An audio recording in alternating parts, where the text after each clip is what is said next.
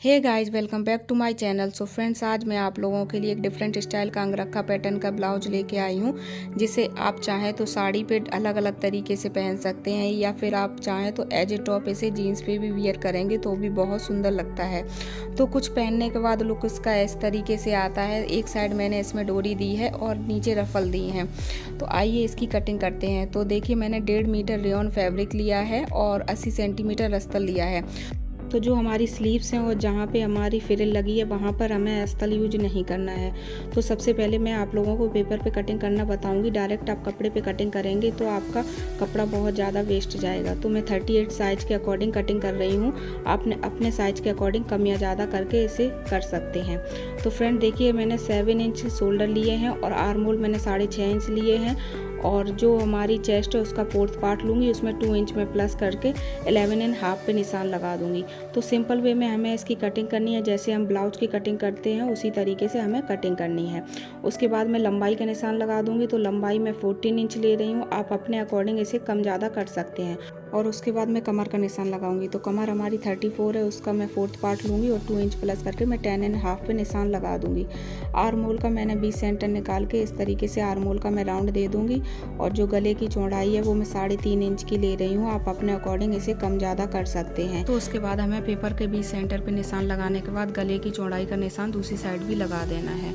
और नीचे से जो मैंने पेपर का 20 सेंटर निकाला था वहाँ से हम कमर को मेजर करेंगे। तो कमर हमारी 34 है, तो उसका हाफ पार्ट मैं इधर लगाऊंगी, हाफ पार्ट मैं उधर लगाऊंगी। तो 8.5 पे निशान मैं इस साइड लगा दे रही हूँ और 8.5 पे निशान मैं दूसरी साइड लगा दे रही हूँ। और जो मैंने गले की चौड़ाई का निशान लगाया था वहाँ से मैं कमर के इस तरीके से आपको जैसे दिखा रही हूँ उस तरीके से हमें एक दूसरे के निशान से इस तरीके से मिला देने हैं। तो देखिए, मैंने इस तरीके से निशान को मिला दिया है और इसके बाद मैं कटिंग कर लूँगी। तो इसी का मैं दूसरे पेपर पे भी आपको कटिंग करके बताऊँगी, जिससे क्या है आप लोगों को आसानी से समझ में आ जाएगा।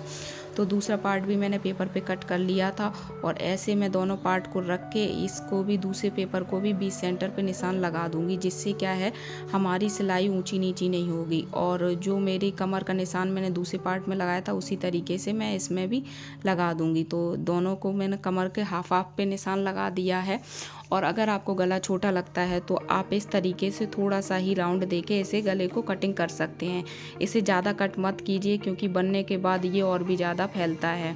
तो कुछ इस तरीके से हमारे दोनों पेपर पे कटिंग हो गई थी। इसके बाद अब हम कपड़े पे कटिंग करेंगे, तो जिससे क्या है आप लोगों को आसानी से समझ में आ गया है। तो इसके बाद मैंने एक पेपर पे आर्म होल की शेप दे दी है और दूसरे जो पेपर था उससे मैं बैक पार्ट की कटिंग करूँगी।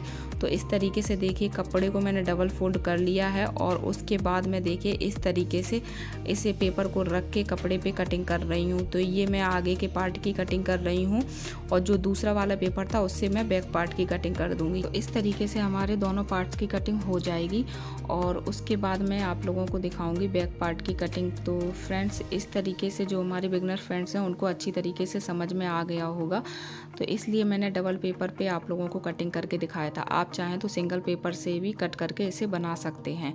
तो देखिए, इस तरीके से मैंने पेपर को फोल्ड कर दिया था और इसके बाद मैं बैक पार्ट की भी कटिंग कर ले रही हूँ। और इसके बाद मैंने नेक विड्थ का निशान लगा दिया था। तो गले को मैं पीछे से ज़्यादा डीप नहीं रखूँगी, सिर्फ 2.5 इंच का निशान लगा रही हूँ और उसके बाद मैं 1 इंच का इसमें बी करके निशान लगाऊंगी, क्यों जो मैं छोटा सा बो लगा रही हूँ पीछे, इसलिए। अगर आप चाहें तो सिंपल इस तरीके से भी बना सकते हैं। और उसके बाद मैंने इसमें अस्तर को भी इसी तरीके से कट कर दिया था। आप चाहें तो इसमें अस्तर लगा सकते हैं, वरना नहीं भी, जैसे आपकी मर्जी हो उस तरीके से आप इसे बना सकते हैं।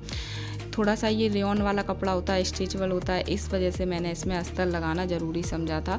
अगर आप कुछ और दूसरे कपड़े में बनाएं तो अस्तर के बिना भी बना सकते हैं। इसके बाद मैं स्लीव्स को कट करूँगी। तो स्लीव्स के लिए मैंने देखिए ये 4 फोल्ड कपड़ा कर लिया है। तो जिस साइड में कटिंग कर रही हूँ उस साइड हमारी ये बंद साइड है और दूसरी साइड इधर ओपन साइड है। तो इसके बाद मैंने लंबाई का निशान लगा दिया था, आधा इंच सिलाई का निशान लगा दिया था। तो 7 इंच की मैं स्लीव्स रख रही हूँ और 2.5 इंच नीचे से मैं निशान लगाऊंगी, जहाँ से हम स्लीव्स का राउंड देंगे। नॉर्मली जैसे हम स्लीव्स को कट करते हैं उसी तरीके से हमें कट कर लेनी है। तो 2 इंच नीचे से मैं स्लीव्स का राउंड दूंगी ऊपर से और 9 इंच पे नीचे निशान लगा रही हूँ। जितने भी हमारे आर्म होल है उसमें 2.5 इंच प्लस करके इस तरीके से आप निशान लगा दीजिए। और जो मैंने 9 इंच पे निशान लगाया था उसका मैं हाफ़ कर लूँगी। तो ऊपर से इस तरीके से मैं हाफ़ पे निशान लगाते हुए इस तरीके से ऊपर से राउंड दे दूँगी। क्योंकि मैं ये काउल स्लीव्स बना रही हूँ, इस तरीके से ब्लाउज में आप ऐसी स्लीव्स बनाएंगे तो इसका लुक और भी ज़्यादा सुंदर लगता है। और उसके बाद जितनी भी आपकी स्लीव्स की मोरी हो उसका हाफ़ करके इस तरीके से आप निशान लगा दीजिए। तो नॉर्मली हमें जैसे स्लीव्स कटिंग करनी होती है उस तरीके से हमारी स्लीव्स की कटिंग हो गई है। और इसके बाद मैं एक्स्ट्रा 1-1 इंच इसमें मैं मार्जिन का ले लूँगी। तो हमारी सिंपल तरीके से स्लीव्स की कटिंग हो गई।